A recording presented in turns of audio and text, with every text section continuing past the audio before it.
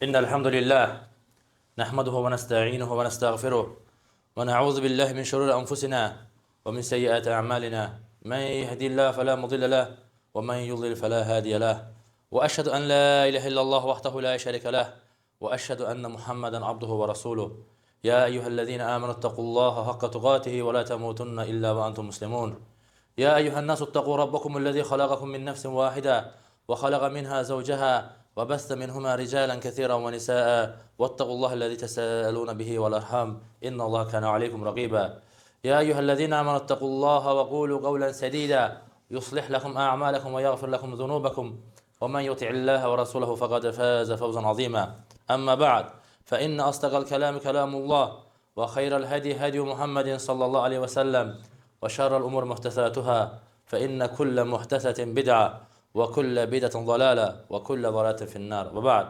Əziz müsəlmanlar, ən birinci özümü və sizləri Allahdan qorxmağa çağırıram. Təqvalı olmağa çağırıram. Təqvalı olmaq Allah Azze və Cəllənin əvvəlincilərə və sonunculara olan tövsiyəsidir. Kim Allahdan qorxarsa, təqvalı olarsa, Allah Azze və Cəllə onun işlərini asanlaşdırar. Əziz müsəlmanlar, dinimizin gözəlliyindən, dinimizin paşlığından biridir. Allah Azze və Cəllənin bizlərə təmiz olmağı, pak olmağı əmr etməsidir. Və namaz üçün dəstəmaz almağı əmr etməsidir. Və həqiqətən dəstəmaz ibadəti əzəmətli ibadətlərdəndir. Allah Azze və Cəllə Quran-ı Kərimdə buyurur ki, Ya eyyuhəl-ləzīnə əmənu İzə qumtum ilə-salati fəğsilu vücuhakum və əydiyakum ilə-marafiqi və əmsəhu bi-rəusikum və ərculakum ləl-kə'beyn. Allah Azze və Cəllə buyurur ki, ey iman gətirənlər, namaz qılmaq istədiyiniz zaman, namaza durduğunuz zaman üzünüzü yuyun, əllərinizi dirsəklərinizə qədər yuyun, başınıza məhz çəkin və ayaqlarınızı da topuqlarınıza qədər yuyun. Əziz müsəlmanlar, bu ayədə Allah Azze və Cəllə ayənin əvvəlində ey iman gətirənlər deyə əmr edir. Yəni, bu əməli edənlər yalnız iman əhlidir. Necə ki, Rasulullah sallallahu aleyhi və səlləm buyurur ki, Lə yuhafizu aləl-vudu illəl-mu'min. Dəstəmazı yalnız mömin qoruyar. Mömin dəstəmaza mühafizə edər. Və dəstəmaz ibadəti savayı insanın günahlarının silinməsinə, dərəcələrinin yüksəlməsinə səbəb olan bir ibadətdir.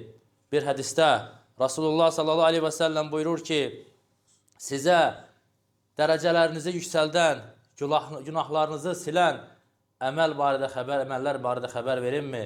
Sahabələr deyir, xəbər ver. Rasulullah sallallahu aleyhi və səlləm buyurur ki, nəfsə ağır gələn halda da olsa, gözəl şəkildə dəstəmaz almaq, məscidlərə addımlayaraq getmək və bir namazdan sonra o biri namazı gözləmək və hədisin sonunda buyurur ki, fəzəlikumur ribat, fəzəlikumur ribat. Bu, keşikdə durmaqdır, bu keşikdə durmaqdır. Yəni, keşikdə duran, səngərdə duran mücahidin savabını qazanmaqdır. Deməli, bu əməldən biri də gözəl şəkildə dəstəmaz almaqdır. Həmçinin Amr ibn Ambəsə radiyallahu anhunun İslamı ilk qəbul edən 10 sahabədən biri olan Amr ibn Ambəsə radiyallahu anhunun hədisində deyir ki, Peyğəmbər Mədinəyə, hicrətdən sonra Mədinəyə gəldim, Rasulullah sallallahu aleyhi və səlləmin yanına və mənə namazı anlattı. Sonra dedim ki, mənə dəstəmaz haqqında xəbər ver. Peyğəmbər sallallahu aleyhi və səlləm buyurdu ki, sən dəstəmaz alarsansa, ağzına, burnuna su alarsan və ağzından, burundan suyu çıxartdığın zaman bütün ağzından və burunda olan bütün günahlar o su ilə bərabər tökülər, çıxar. Sonra sən üzünü yuyduğun zaman üzündə olan günahlar o su damcıları ilə bərabər tökülər. Sonra sən əllərini dirsəklərinə qədər yuyarsansa, sənin barmaqlarının ucundan tökülən damcılarla bərabər əlində etdiyin bütün günahlar tökülər. Sonra başına məhz çəkərsənsə, saçlarının sayı qədər günahların səndən silinər. Sonra ayaqlarını yuyarsansa, ayaq barmaqlarından da günahların tökülər. Və bundan sonra qalxıb 2 rükət namaz qılarsansa, dəstəmazdan sonra 2 rükət namaz qılarsansa, anandan doğulduğun gün kimi günahsız olarsan. Subhanallah, baxın qardaşlar, bu ibadət, dəstəmaz ibadəti necə bir əzəmətli ibadətdir. Həmçinin, əziz müsəlmanlar, dəstəmaz ibadəti insanın üzünə nur verir. Bu dünyada və axirətdə onu nur sahiblərindən edir. Rasulullah sallallahu aleyhi və səlləm buyurur ki, mən qiyamət günü ümmətimi dəstəmaz üzvlərindən tanıyacağam. Orada hədisdə deyir ki, qurran muhaccəlin. Qurr muhaccəlin, yəni üzvləri və qolları parlaq olacaq. Və bu qurran muhaccəlin misalı qara atlarda başı ağ və ayağı ağ olan atların misalında bu əsasən ona çəkilir. Yəni, necə ki, o atlar uzaqdan seçilir, başı ağ və ayaqları ağ olan, eləncə də deyir, dəstəmaz əhli, iman əhli qiyamət günü bu əzalarımdan çağırılacaq. Və mən o gün hovuzun başında olacam və onları hovuzuma dəvət edəcəm. Və dəstəmaz əhli, dəstəmaz üzvləri ilə qiyamət günü seçiləcək. Allah Azə və Cəllə onları seçəcəkdir. Əziz müsəlmanlar, həmçinin dəstəmazın fəziləti, dəstəmazda olan məsələlərdən biri də insanın hər vaxtı dəstəmazda olmasıdır. Abdullah ibn Ömər radiyallahu anhuma hər namaz üçün dəstəmaz alardı. Və buna dedikdə, və deyərdi ki, zəlikə fadlullah yu'tihi mən yəşə. Bu Allahın fəzilətidir, istədiyi quluna bəxş edir. İmam Əhməd ibn Həmbəl rahimehullah deyir ki, mən dəstəmazın nə olduğunu bildiyim gündən həyatımda bir an belə dəstəmazsız olmadım. Namaz qılsan, qılmasan fərqi yoxdur. Hər bir halımda deyir, dəstəmazda oldum. Və onlar dəstəmazı bu şəkildə qoruyardılar. Çünki Rasulullah sallallahu aleyhi ve sellem nə deyir? Ona yalnız mümin mühafizə edər. Dəstəmazı yalnız mümin qoruyar. Əziz müsəlmanlar, ona görə insan dəstəmazı gözəl şəkildə almağa özünü öyrəşdirməlidir. Bəzən olur ki, insan tələsik olur, lakin yenə də tələsik olsan belə, sənin bir dəqiqəni alan dəstəmaza, bu əzəmətli ibadətə vaxt ayır və dəstəmazını gözəl şəkildə al. İsbəğul vudu, dəstəmaz əzalarını kamil şəkildə yub və çalış dəstəmaz üzvlərindən heç nəyə, yəni susuz vəziyyətdə qalmasın. Əgər dəstəmazdan hər hansı bir üzvə bir damcı belə su, yəni çatmamış yeri olarsa, o dəstəmaz batil olur. O dəstəmaz batil olur. Rasulullah sallallahu aleyhi və səlləm sahabələrdən birinin ayağında bir dirhəm qədər yuyulmamış yer görür. Ona əmr edir ki, getsin dəstəmazı da təzdən alsın, namazını da təzdən qılsın. Çünki o şəkildə olarsa, insanın dəstəmazı naqis sayılır. Yəni, dəstəmaz da bir əzada yuyulməzsə, naqis olarsa, o batil olur. Batil olarsa, onun qıldığı namaz da artıq batil olur. Və əziz müsəlmanlar, və dinimiz asanlıq dinidir. Dinimiz yusur dinidir. Allah Azə və Cəllə bizim üçün asanlıq istəyir. Yuridullah bikumul yusra və la yuridu bikumul usur. Allah Azə və Cəllə buyurur ki, Allah sizin üçün asanlıq istəyir, çətinlik istəməz. Və dinimizin asanlığındandır ki, insan su tapmazsa və yaxud xəstə olarsa və yaxud xəstələnmə qorxusu, təhlükəsi olarsa, o zaman dinimiz ona təyəmmüm etməyi buyurur. Allah Azə və Cəllə Quran-ı Kərimdə buyurur ki, əgər su tapmasanız, o zaman təyəmmüm edin, təmiz torpağa təyəmmüm edin. Və təyəmmüm də bir forması var təyəmmümün. Bismillah deyərək əlini torpağa çəkirsən, sonra əlləri bir-birinə çırpırsan, sonra üzünə çəkirsən, sonra hər bir əli də digərinin üstünə çəkərək bu şəkildə təyəmmüm etmiş olursan. Və bu sənin üçün həm qüsülə, həm də dəstəmaza əvəzdir. Bu hansı haldadır? İki halda insan təyəmmüm edə bilər. Birincisi, su tapmadıqda, su olmadıqda. İkincisi də su olduqda, lakin onu istifadə etməyə qadir olmadıqda. İstər o xəstəlik səbəbindən olsun, istər xəstəlik səbəbi olmasın, lakin xəstələnmə təhlükəsi böyük olarsa və yaxud su var, lakin ora getmək təhlükəlidir. Məsələn, çöldəsən, səhradasan, bir quyu var, quyunun başında deyək ki, vəhşi heyvanlar var. Sən gedib oradan su götürməyə sənin həyatın üçün təhlükədir. Bu halda da yenə də sən təyəmmüm edirsən. Təmiz torpaqla və torpaq hökmündə olan pak hər bir şeylə təyəmmüm edirsən. Və dinimiz asanlıq dinidir, bizim üçün asanlaşdırır. Hətta insan necə ki hədisdə gəlir, 10 il su tapmasa belə təyəmmüm onun üçün paklıqdır, təyəmmüm onun üçün təmizlikdir deyir. Baxın, dinimiz nə qədər asandır, nə qədər gözəldir və bizləri salih əməllərə, gözəl əməllərə rəğbətləndirir və dəstəmaz almaq dediyimiz kimi günahların silinməsinə, Allah qatında mənzilələrin yüksəlməsinə səbəbdir. Aqul hədəl qavl və əstəğfirullah li və ləkum min kulli zəmb fəstəğfiruh, innəhu vəl-ğafurur rahim.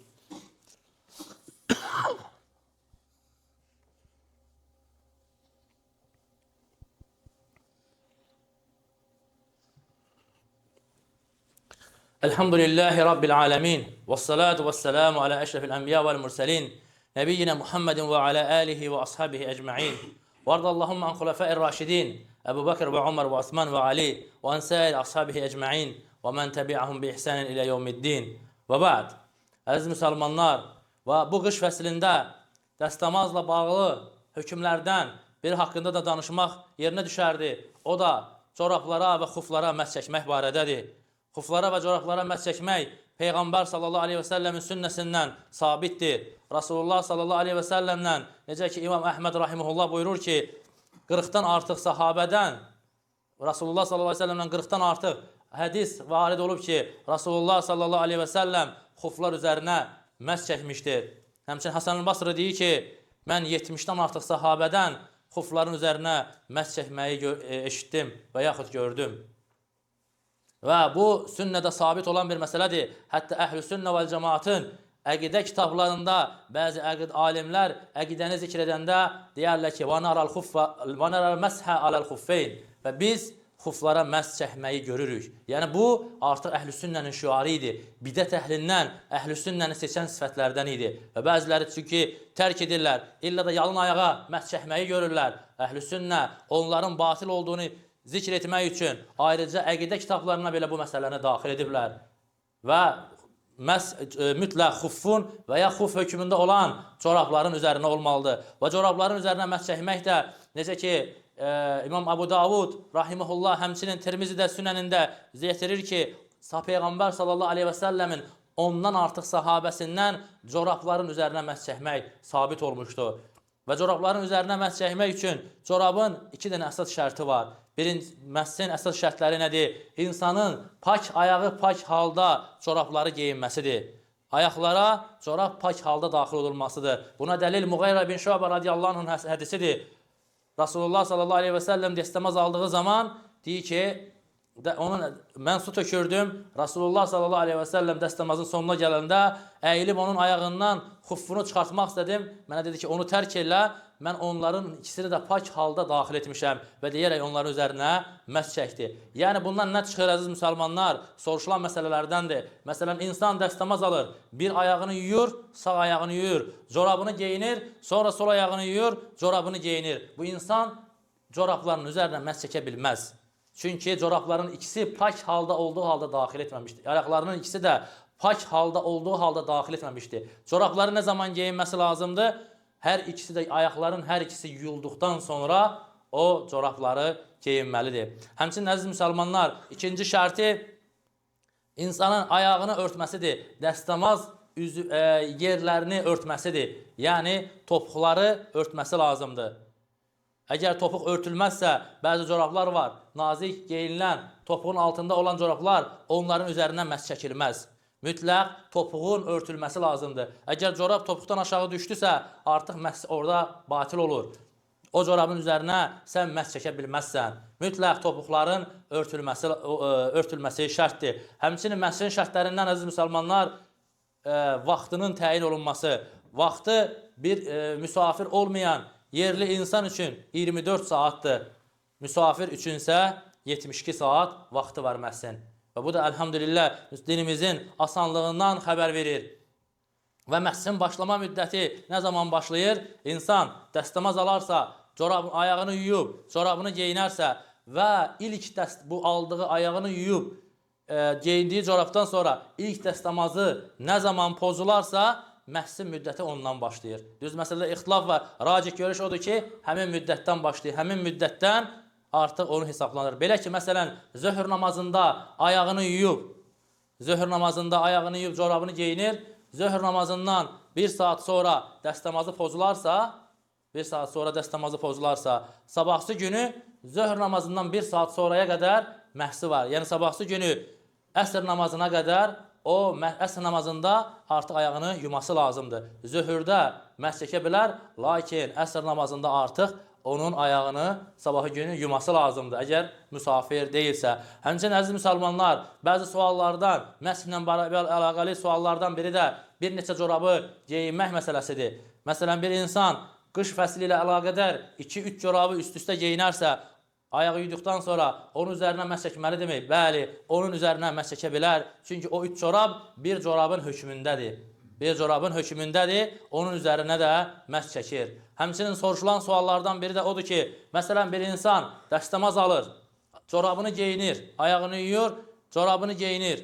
Bir saatdan sonra hələ dəstəmaz aldığı o dəstəmaz pozulmamaq şərti ilə corabını dəyişəsi olur. Corabını məsələn çıxarır, başqa bir corab geyinir. O, həmin corabın üzərinə məhs çəkə bilərmi? Bəli, onun da üzərinə məhs çəkə bilər. Nə qədər ki, o ayağını yuduğu dəstəmaz pozulmayıbsa, neçə dəfə corabını çıxarıb dəyişsə belə, yenə də o corabın üzərinə məhs çəkə bilər. Lakin ayağını yuyub, corabını geyinir, sonra dəstəmazı pozulur, corabın üzərinə məhs çəkir, dəstəmaz alır, corabın üzərinə məhs çəkirsə, sonra da o məhs çəkdiyi corabı çıxararsa artıq o növbəti dəstəmazda ayağı yuyması şərtdir. Onun üzərinə məhs çəkə bilməz.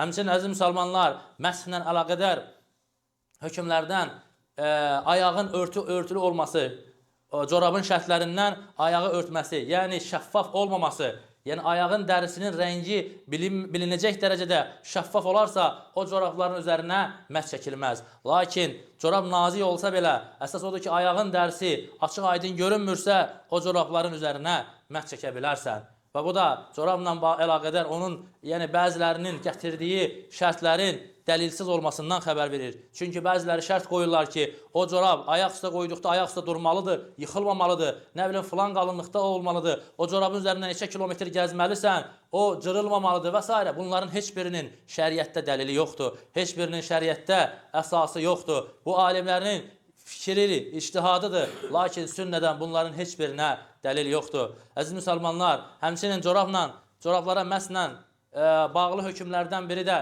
məhs corabların üzərinə çəkilir, altına deyil. Baxmayaraq ki, ağılla baxdıqda insanın ayağının altı bulanır, lakin məhs üstünə çəkilir. Əli radiyallahu anhu deyir ki, əgər din ağılla olsaydı, məhs çəkmək xuffun altına olardı, üstünə deyil. Lakin mən Rasulullah sallallahu aleyhi ve sellemin xufların üzərinə məhs çəkdiyini gördüm. Yəni, deməli, dinimiz insanın şəxsi rəyi ilə, ağlı ilə deyil. Dinimiz dəlillər üzərindədir. Sünnədə necə gəlibsə, o şəkildə yerinə yetirəcəksən. Özündən din çıxarmayacaqsan. Həmçinin, əziz müsəlmanlar, məsihlərlə bağlı, corablara məhs çəkməklə bağlı hökmlərdən biri də odur ki, əgər insan corabına məhs çəkərsə, məsələn, corabında müəyyən miqdarda bir deşik olarsa, məsələn, corabda sökük olarsa, ayağın az bir hissəsi görünərsə, onu da yenə məhs çəkmək olar. Bu, onu nə qədər ki, o corab adını daşıyır və onu corab adından çıxarmır, onun üzərinə məhs çəkmək olar. Yəni, elə bir şərt yoxdur ki, corabda sökük, deşik olmasın deyə belə bir şərt yoxdur. Və həmçinin, əziz müsəlmanlar, məhsin dediyimiz kimi müsafir üçün vaxtı 3 sutkadır, yəni 72 saatdır. Və bunların hamısı dinimizin bizə verdiyi rüxsətdir. Yəni, kim istəsə ayağını yumadan bu Allah Azze ve Celle'nin verdiyi rüxsətdən istifadə edə bilər. Lakin kim də yumağı istəyirsə, hər dəfə, hər dəstəmazda ayağını yumağı istəyirsə və onun üçün bir məşəqqət yoxdursa, onun yumağında da heç bir problem yoxdur. Yəni, illa da dinimiz məcbur etmir ki, qış fəsli gələndə sən corablara məhs etməlisən. Çünki bəzi müsəlmanlar belə etiqaddadır, elə zənn edirlər ki, qış fəslində mütləq məhs etməlisən, yay fəslində mütləq yumalısan. Xeyr, yay fəslində ürəyin istəyirsə məhs çəkə bilərsən, qış fəslində ürəyin istəyirsə